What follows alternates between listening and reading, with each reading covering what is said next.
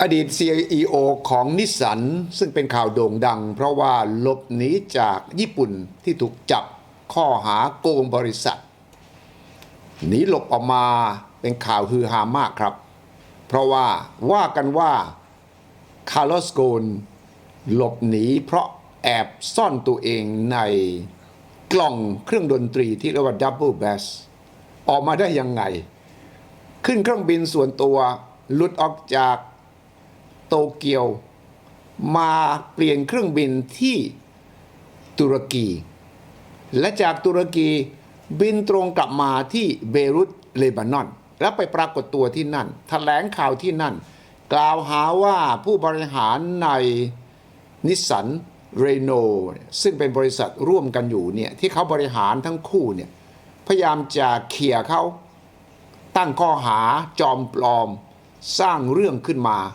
และระบบยุติธรรมในญี่ปุ่นนั้นคาร์ลอสโกนออกมาวิพากษ์วิจารณ์อย่างหนักหน่วงรัฐมนตรียุติธรรมญี่ปุ่นซึ่งปกติจะไม่มีการแสดงความคิดในที่สาธารณะครั้งนี้ต้องออกมาปกป้องระบบของญี่ปุ่นว่ายุติธรรมถ้าคาร์ลอสโกนไม่หนีออกมาซะก่อนคนนี้ไม่ธรรมดานะครับเป็นชาวบราซิลแต่ว่าไปเกิดในต่างประเทศที่เลบานอนความจริงแกเนี่ยเชื้อสายแกเป็นเลบานอนแต่แกไปเกิดที่บราซิลพ่อแม่ไปที่บราซิลแต่ว่าแกไปเรียนหนังสือที่ฝรั่งเศสฉะนั้นพูดจา5-6 ภาษาได้อย่างคล่องแคล่วมากตอนที่ขึ้นมาเป็น CEO นิสสันใหม่ๆมาเมืองไทยครับและผมมีโอกาสได้สัมภาษณ์คาร์ลอสโกนเมื่อประมาณ10 กว่าปีแล้วเป็นคนคล่องแคล่วเป็นคนตอบคำถามได้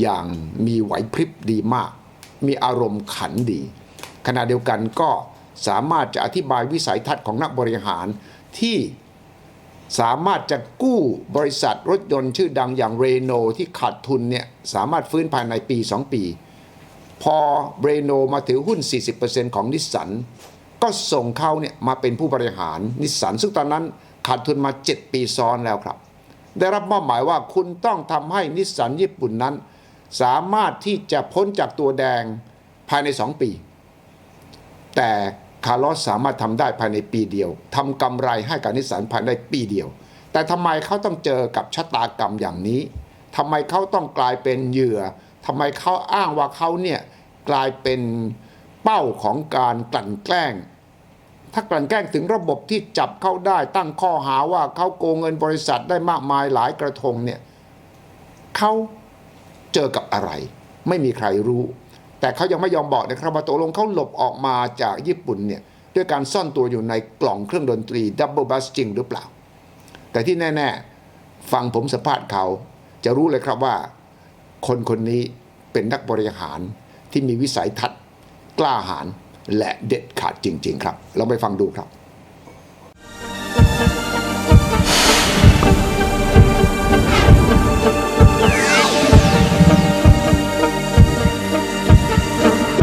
สวัสดีครับชีพจรโลกวันนี้เป็นแขกที่ต้องเรียกว่าเป็นแขกพิเศษในแง่ของนักบริหารระดับโลกทีเดียวครับคนนี้ไม่ธรรมดาแน่นอนเพราะว่าไปทำให้นิสสันซึ่งกำลังจะเจ๊งเมื่อ1999ฟื้นกลับมาไม่ใช่ฟื้นปกติด้วยครับสามารถที่จะทำกำไรอย่างน่าแปลกใจจนถึงวันนี้ที่น่าแปลกก็คือว่าคนนี้ไม่ใช่เป็นคนญี่ปุ่นเป็นคนที่เกิดที่บราซิลมีพ่อแม่เป็นเลบานอนแล้วก็มาเรียนหนังสือที่ฝรั่งเศสมาทำงานที่ญี่ปุ่นและมาดังที่ญี่ปุ่นทุกวันนี้คนที่ญี่ปุ่นเรียกเขาว่าเป็นซามูไรก็มีครับเรียกเป็น7-Eleven ก็มีแต่ว่าคนที่ติดตามการทำงานบอกว่ามีสมญานามอีกชื่อหนึ่งก็คือ The Cost Killer คือเป็นนักสังหารในแง่ของการบริหารที่ลดค่าใช้จ่ายอย่างดุเดือดเลือดเข้มชื่อเสียงของเขาคนนี้คาร์ลอสโกนดังไปทั่วโลกเพราะว่าเป็นผู้บริหารบริษัทรถยนต์ที่สามารถมากู้ชีพของบริษัทญี่ปุ่นที่มีความรักชาติมีศักดิ์ศรีไม่ต้องการให้ต่างประเทศเข้ามาแม้แต่มาแนะนำด้วยซ้ำไปแต่ว่าที่ไหนได้ครับคาร์ลอส โกนคนนี้ได้รับตำแหน่งเป็นถึง CEO ของนิสสันจนถึงวันนี้ตั้งแต่ปีคศ 2000 จนถึงปีนี้และก็ยังอยู่ในตำแหน่งนี้ที่น่าทึ่งก็คือว่าคาร์ลอสโกนนี่มาจากเรโนของฝรั่งเศสรถยี่ห้อนี้มาถือหุ้นเกือบ 40% ในนิสสันตอนที่นิสสันเจอวิกฤตและก็เรโนนี่แหละครับที่ส่งคาร์ลอสโกนเนี่ยมาเป็นคนบริหารเพื่อจะฟื้นนิสสันเพราะว่าตอนที่นิสสันเจอวิกฤตตอนที่คาร์ลอสโกนเข้ามาเนี่ยมีหนี้ทั้งหมดถึง 20,000 ล้านเหรียญ 700,000 กว่าล้านบาทมียี่ห้อรถของนิสสันตอนนั้นอยู่ถึง 48 ยี่ห้อเชื่อไหมครับว่าขายได้แค่ 3 ยี่ห้อที่เป็นเรื่องเป็นราวและ 7 ปีก่อนหน้านั้นทุกปีขาดทุนยกเว้นปีเดียวอยู่ในภาวะที่ถ้าหากว่าไม่มีการฟื้นโดยการให้เรโนเข้ามาถือหุ้นแล้วก็รัฐบาลญี่ปุ่นจะต้องอุ้มและถ้ารัฐบาลญี่ปุ่นอุ้มนี่ก็จะเป็นเรื่องใหญ่เพราะว่าจะเอาภาษีประชาชนเข้าไปอุ้มธุรกิจส่วนเอกชนเป็นเรื่องการเมืองที่เป็นวิกฤตโดยแท้จริงทั้งระดับชาติระดับธุรกิจและระดับการเมืองด้วยฉะนั้นการที่คาร์ลอสโกนสามารถเข้าไปกู้เรือที่กำลังจะล่มและเป็นเรือต่างประเทศอย่างนี้ด้วยต้องถือว่าเป็นเกียรติประวัติอันสำคัญเขาได้รับเป็น Businessman of the Year ของหลายประเทศหลายนิตยสารทั่วโลก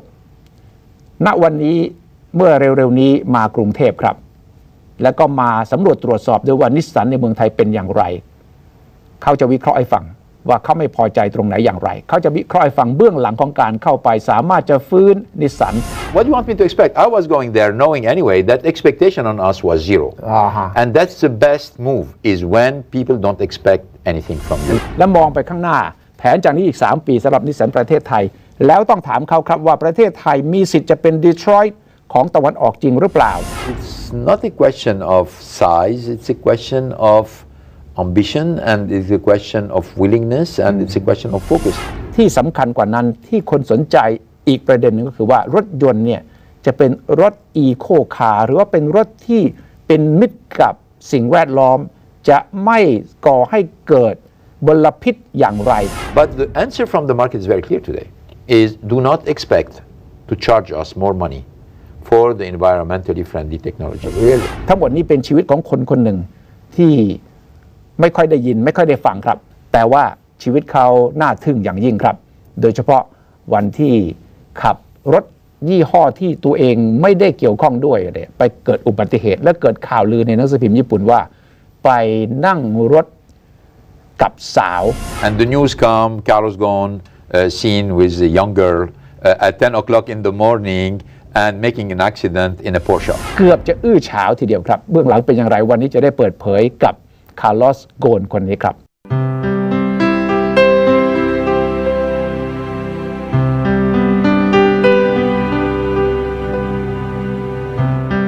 But you're running 2 companies at the same time. Yes. Just like having 2 children. Yes. Of course, you'll be accused someday, sometime by one of the children that you're being biased in favor of this more than that. How do you handle that? Well, I handle it by making sure that every single decision I take as a CEO of Renault or as a CEO of Nissan, taking always in consideration the interest of both companies.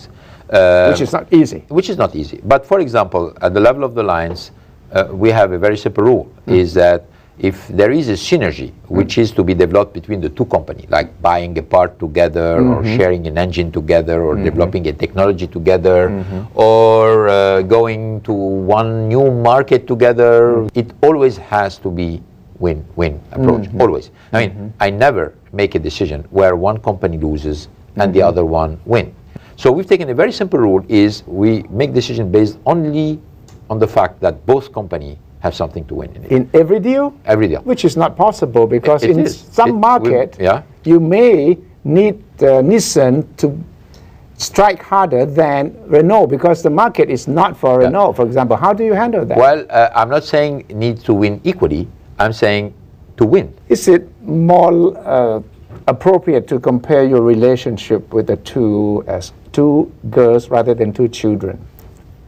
Is it more sensitive than having two children? Children, at least you can say, I'm the father, I'm in charge, I will decide. Whether you like it or not, I'll explain later. Yeah. But if you have two girlfriends, it's not that easy, right? Yeah. Is it more like girlfriends or like children? Let me tell you, I'm probably more expert as a father than as a man with two girlfriends. So let me talk about, I'm father of four. Even living in France? I'm a father of 4 children. Okay. And obviously I'm submitted to this kind of stress all the time, where one kid will tell you, you know what, you're not paying as much attention, you prefer the other one, you're spending more time here, you're spending more time there. And I think as long as you pay the necessary attention to each one of them, recognizing the fact that they are different, and anyway, that you're assuming your responsibility as father of each one of them, on the long run, they will recognize that you have been fair. So don't expect to be judged fairly on every single decision you make. But what's important that overall, they consider that they have a fair father. Now, for girlfriends, probably I cannot give you any particular insight. And maybe you can talk about it, but no, I thought you were living in France, and that'd be a bit more accustomed to that kind of thing. No, but no time for that. But you cannot extrapolate experience with girlfriends to the corporate management. But cars are very much like girls. A lot of people say the designs and the attachment you have with cars, in many ways, are similar to having a girlfriend. I would say when you make a decision, your relationship with the car is both emotional and rational. There are both of them. Emotional in the sense that design is important, you're right. Perception is important, brand is important. So you have some kind of, a lot of emotion around the car, which are part of your decision making. But you have also a very rational side. What is the price of the car? What is the quality of the car? What is the service of the car? Do you trust the dealer where you are buying the car? So I would say relationship with the car is a relationship where you are mixing both emotion and rationality. For some people it's a little bit more emotional. For some people it's a little bit more rational. But for everybody you have the two ingredients. So I would not say it's mainly emotional. This book, Shift, that you wrote to explain the inside story of how you turn around Nissen. Shift, what does it mean here? Shift in the car, shifting the gear? Yeah, it's shifting the gear, it's shift business system, it's shift concept, it's shift performance, it's shift perception, it's shift brand. That means shift is about going at a higher speed, going at a higher level, not accepting something routinely or bureaucratically. That's what shift is about. It was in 1999, right, that you were assigned to save Nissen. Looking back, how many years now? 7, 8? Yeah, 8 years. 8 years now. 8 years. Yes. Would you have done the same thing had you known the problems were that serious? Oh, certainly not. Certainly not. You know, when you take a look back at the past, you're never tempted to say, "Oh, yeah, it was perfect. I would have never changed anything." No, I would have done a lot of things differently. I would have probably selected people differently. Obviously, after the facts, you know a lot of things that you didn't know before the facts. Right. So it's much easier after to rewrite the story by saying, But any one of us, if you have to come back to the past, knowing what you know, you would probably have done things differently, and I'm not an exception. What are some of the things you would not have done if you... Well, there are a lot of decisions that I would probably taken more quickly than I did, or more slowly. There are some people that I would not have given responsibility, knowing the results of what they've done. That there are many things that, knowing the facts, you could have changed. But this is a very important element in management, that you better think a lot quickly and make the right decision, better than go very fast without enough conviction about one particular decision, and then spending your time correcting the consequence of it.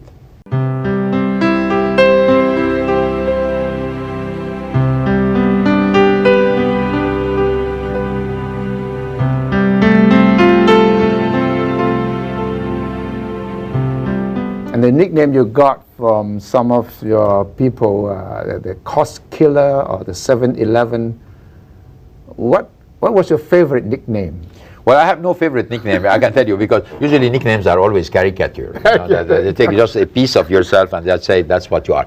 But nicknames usually show that people have interest into what you're doing. Right? Somebody who is boring, nobody gives him a nickname. That's true. You know what I mean? The cost killer meant that you go in and you cut everything, cut every item of expense. Well, it's interesting because I didn't get the cost killer from Japan. I get it from France. It started in France before even I moved to Japan. In Japan, the first nickname, the one which stuck the most with me was 7-Eleven. Yeah. And 7-Eleven is a relatively friendly nickname. You know You what is work 7-Eleven? days and nights, I mean, that means your office is open from 7 to 11. That's right. And people come to the office to shop. Yeah. You know, they want ideas or solutions, they come there and you're friendly with them. That's what 7-Eleven is about. That means it's a very friendly one.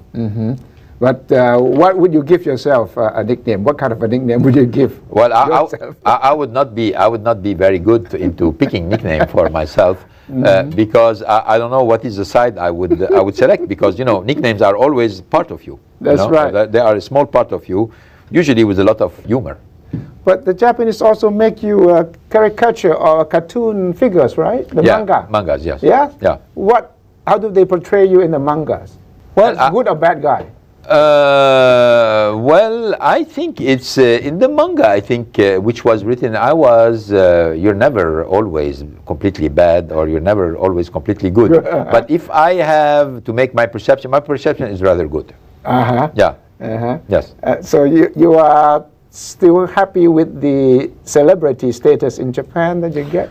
Well, you know, I think what I'm happy about is the fact that people are interested into the brand and interested into the company and interested into what we're doing. What you want to fight for when you are making cars is people indifference. That is the most terrible. They should have some feelings. Yeah. Good or bad. Connection with you. Yeah, connection with you. I mean, positive is better, obviously. Negative, even a negative perception is better than indifferent. Really? Because yes. Because you can change. Here we go. Indifferent, you cannot touch people. Right. Indifferent, I don't care.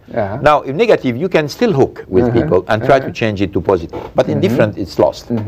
But it's very difficult, I understand, to make Japanese excited either way, either to make them enthusiastic or to make them negative. Yeah. But they are more or less indifferent. Is that what you discovered? Well, they look like this, but I don't think they are like this. I have a long experience of Japan, and it's true that Japanese people are usually in their culture not wanting to show too much their feeling. It doesn't mean that they don't have feelings. I think Japanese people have a lot of feeling. They can be very intense. They can be very motivated. But they don't show them. They don't show it. They don't show it. But you have to learn it. That means at the beginning, if you make a superficial analysis, you say, "Oh, there is no emotion, no motivation." It's wrong. It's wrong. It is there, but it is within an appearance of serenity and control, while inside it's really very energetic. But when you first went to Nissan, a lot of people, including myself, when I read the story,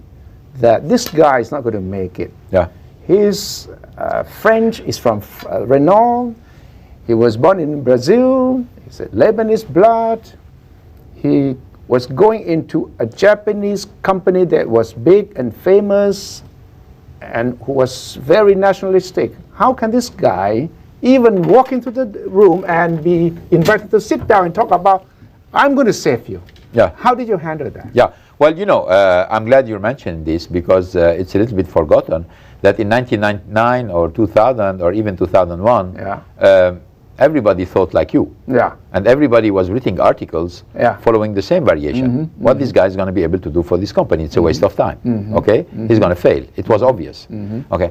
That, in a certain way, that's of course, at some moments during that period of time, you must also have doubted yourself. No, not at all. No? Not at all. Not at all. I can tell you. You're too confident. No, it's not a question that too confident. But I know that the media and the press would write negative article and would voice a lot of skepticism for a very simple reason. Is when you remember when Daimler announced the merger with Chrysler, it was called the marriage in heaven, and the two very noble entity of the car industry coming together. When Renault and Nissan came together, the articles say, you know what, two mules don't make a racehorse. That's right. That was the comment. So what do you want me to expect? I was going there knowing anyway that expectation on us was zero. And that's the best move, is when people don't expect anything from you. And that's when you expect a surprise. Exactly. That's why you can pull a big surprise. Yeah. And this surprise played to our advantage because it has strengthened the motivation of Nissan people. It gives them the impression, and more the impression, the reality that they can be winners if we moving decisively into the right direction. It has been a great story because from the beginning, nobody believed in it. And everybody was skeptical about our chances of success.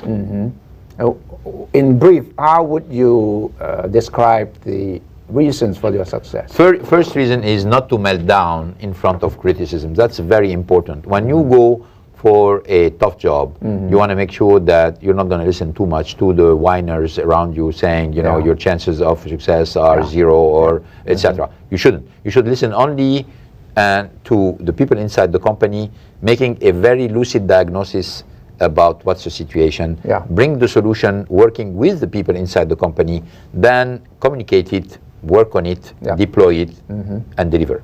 Deliver as fast as you can, so you can bring back the confidence to the organization. Is it also because you didn't come in as sort of the well-known American style of coming in and say, I'm going to tell you what to do, 1, 2, 3, 4, 5, I'm going to be responsible. You just follow my orders, everything will be fine. You didn't use that approach. No. But again, you are not the so-called Asian style, coming in very polite, very soft, trying to win consensus. It may be slow, but in the end, you have to convince everybody. You didn't adopt that strategy either. I didn't have the luxury to do that. No. So what exactly was your approach? In between. Somewhere in between. Yeah. You move fast, but then always as much as possible with the consensus. Okay? But that means the consensus is not a kind of passive consensus. That means people don't agree, so you stop there and you say, I'm going to come back 3 months later with the same idea. No. Is if you don't agree, tell me what's our second option. Tell me what's the third option. We all agree that we need to move, we need to revive the company, we need to improve profit. If you don't agree with this idea, give me a better one. And as long as you challenge people to say consensus is important, but it's an active consensus. It's a consensus where we have to move fast because we all agree that the company have no time to lose. Then it can be very powerful in the Asian context. So this is not American style, not European, not Japanese, not Brazilian, no, not French, no. So it's Carlos Ghosn style. No, it's common sense style. Which is very rare. Well, unfortunately, then it's common sense style. It's human style. It's common sense style. You mean you never got angry, really? Oh, many times. Many times. Oh, yeah. You never actually fired anybody on the spot? No. So you're fired. You're out. No. I'm going to tell you why. Because obviously you can come to a company and change all the top management and say, you know, I'm sorry, guys, but what you've done so far is terrible. But you're going to lose a lot of time. The best team is the existing one. Why? Because they know the company. They know if you can transform them from inside and keep them in place and let them jump with you, they're much better because it go much faster. They know the company, they are in place, they can move faster and they can facilitate the way. Every time you bring somebody new, I'm not saying that you cannot bring people, new people, but it has to be in a very limited number if you want to act deeply in the organization and move fast. The revival of Nissan was made by Nissan people. That's the bottom line. It was not made by people coming from outside or massive hiring. It was not. It was 95% the same people. So the people were good, but okay. The quality of the people, human resources were okay. Yeah. What went wrong then? System, priorities, management, communication. You know, when you have a low performance, it doesn't mean first that you have a low performer.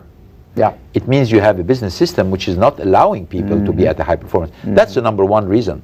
Now, after you have treated this reason, if you still continue to have an unacceptable performance, you're going to have to look at the people who are handling it. What's the next vision for Nissen after your great success? Now is the time to sustain.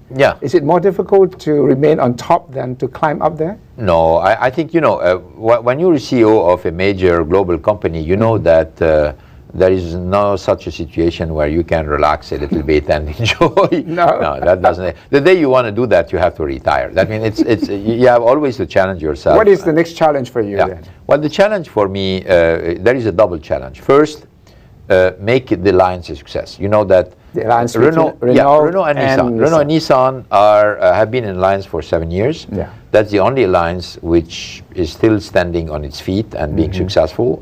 That's one objective. That's one goal. Yeah. To continue to strengthen the alliance, growing it, expanding it. And as CEO of Nissan is to maintain Nissan on the path of a sustainable growth. You know, making the company much more solid in terms of processes, much more predictable, continue to reinforce the technology. We are investing a lot in terms of technology. So there are many challenges. You know, when you're a car manufacturer, you're used to challenges. You're used to challenges all the time. And you're particularly in the industry where ups and downs are frequent. How do you cope with the concern about environment? Yeah. When car manufacturing, I hear that you are experimenting with many formulae. Yeah. To find eco-friendly cars. What is Nissan thinking about that now? Consumers today, public has in mind the fact that they want car more environmentally friendly, period. Yep. And they want them at the same price. That's the biggest challenge for you, right? That's it. You know, we obviously can discuss about, you know, we're going to give you cars more environmentally friendly, but we're going to charge you more for it. Forget about it. Eco-friendly car, hybrid, exactly, and cost competitive. That's what the public want. Now, this is overall. I think the American, Japanese, European, Thai, Chinese, everybody wants this. So for us, it's clear we have a challenge. So now, when we face a challenge like this, we need to develop a lot of technologies, and we are developing all the technologies that can lead to that. Hybrids, electric. Fuel cell, clean diesel, biofuel, and I name a lot of them. Then we say, okay, we need to develop this technology. We're going to be ready for each technology. And then we test some of the technologies on the market to see what's the appetite of each market for this kind of technology.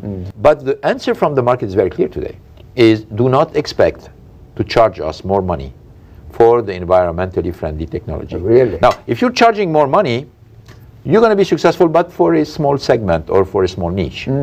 But unless you really make it in a way which is very friendly in terms of pricing, I don't think you're going to see in front of you a big market developing. So it's our challenge to continue to work on the technology in order to reduce the cost, in order to simplify it. But you have to invest in the technologies. Sure, and we're doing it.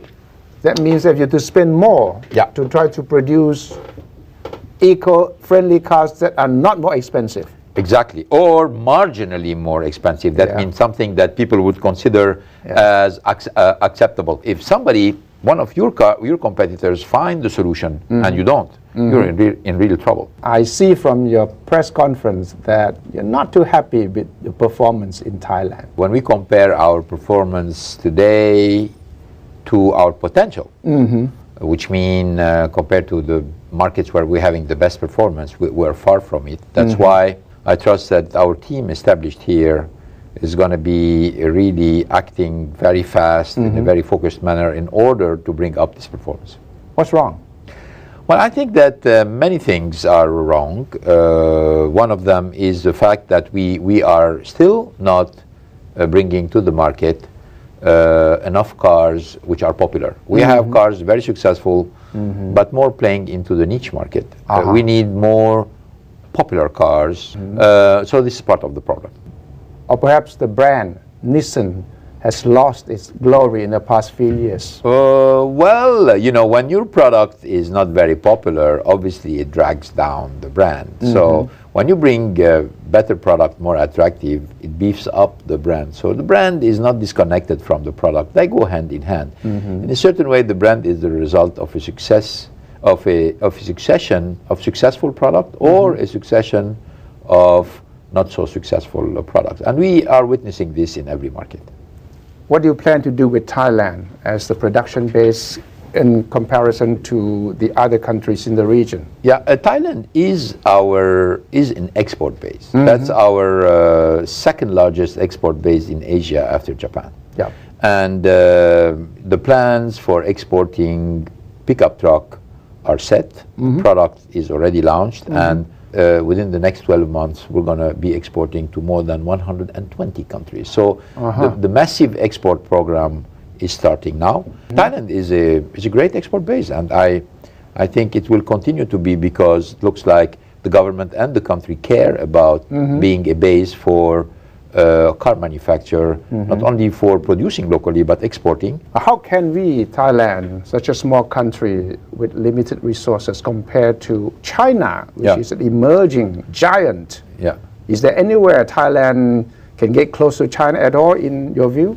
Well, it's already competing very well, because most of the Japanese car industry is established in Thailand and using Thailand not only for the internal market but also for export. But that's for the past 20 years. Exactly. But from now on, Well, from now on, when we take a look to the investments made by the Japanese car manufacturer, we including ourselves in it, is that the plant built in China are mainly for the main Chinese market. There are some export from China, but still, I think the export base from Thailand is considered as the most appropriate for the moment. Thailand would like to be known as the Detroit of the East.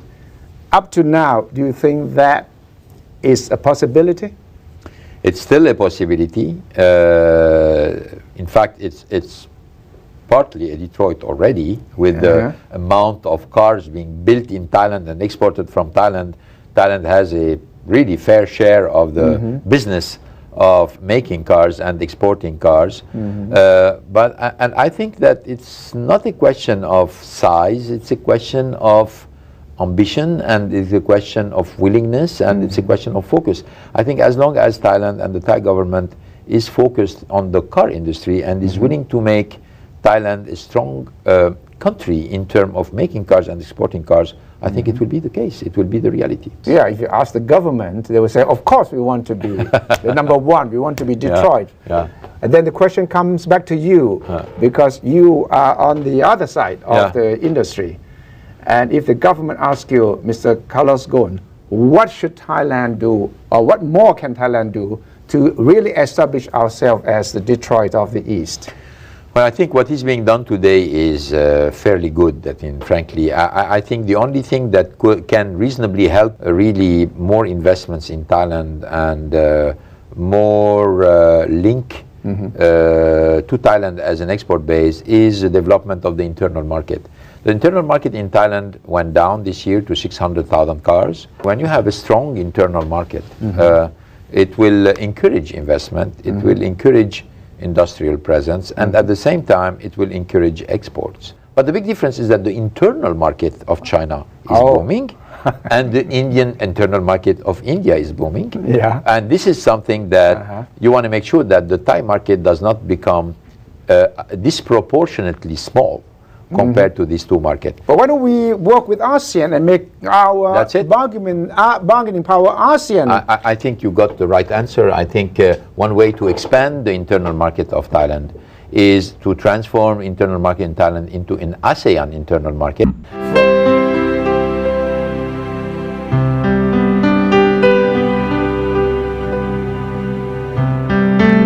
You're only 53 this year, and you have come all the way to the top of the industry.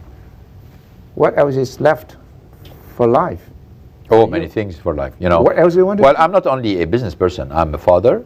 I'm a husband. I have a lot of leisures. I have a lot of friends. I have many points of interest. I don't consider that professional life is everything in your life. Is that right? So, yeah. Are you indicating that you're going to retire early? I don't know. I don't know. That means the day you don't have enough energy to carry the job, you're just going to have to retire. Or also another condition, the day your shareholders have enough of you, they can also ask you to retire. That's also another option. Were you upset at the recent shareholders meeting that some people were criticizing you? One person. One person? And it became news?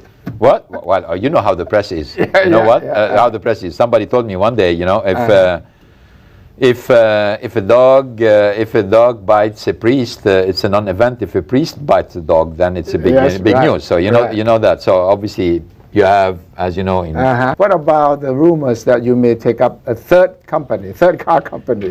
not in the short term, but No? at a certain point in time, we have mentioned the fact that the lines being a competitive advantage can be expanded to a third party.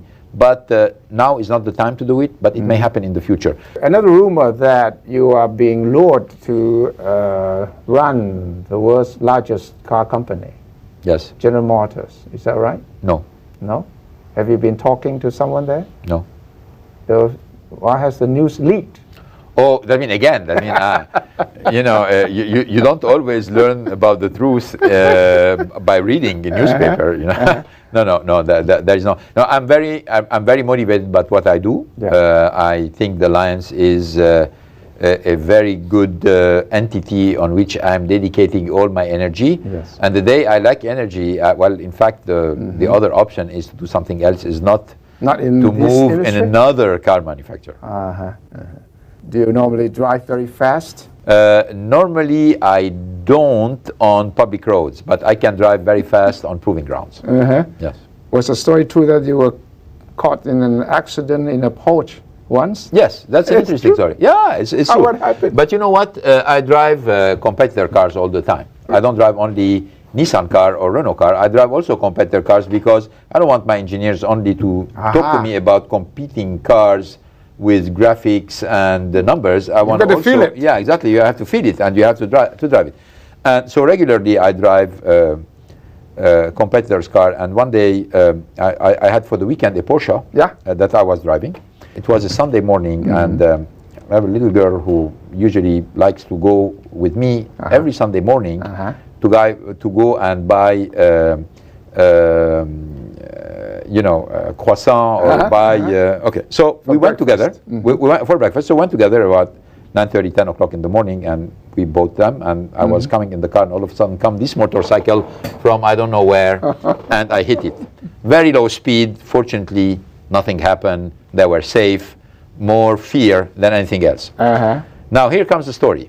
Okay, now these are the facts. I was with my daughter. She was 10 years old. Okay, and coming out of the boulangerie with the bag of breakfast in the etc., bumping into it, and then here comes the news the second day. This was in a very popular area of Tokyo. No, this was in Tokyo. In Tokyo, and the news come: Carlos Ghosn seen with a young girl at 10 o'clock in the morning and making an accident in a Porsche. You know, this was interesting. This was really interesting. And how did your wife react to that? No, she know I was with my daughter. So that makes a very interesting life for it is top manager who has turned around a company and still enjoying doing it. And how is life as a celebrity? Do you like it? Well, I think when you are concentrated and focused into what you're doing, you don't pay too much attention on, if you are a celebrity or not. But it's not always positive, by the way. That means from time to time you carry an unfair share of blame for whatever happens to the company. But it's fine. At the end of the day, what you want is to make sure that everything you're doing it in good conscience, and you feel good about it, and that the day you would be stopping what you're doing, you can be proud of what you have accomplished with many other people in your company. Yeah, that's part of the game, right? Exactly. Thank you, sir. Thank you. Thank you.